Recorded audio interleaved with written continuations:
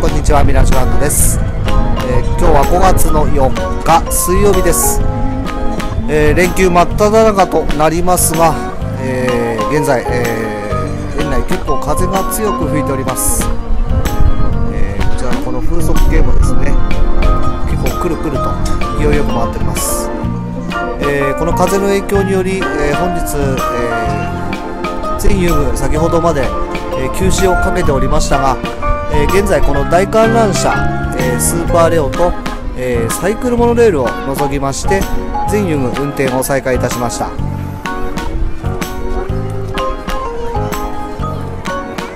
ゴールデンウィークということもありまして、遊具休止をかけておりましたが、園内また、たくさんのお客様で賑わっております。本日も、ミラージュランドゴールデンウィークにより、延長営業となっております。5時までの営業となります。以上、ミラージュランドでした。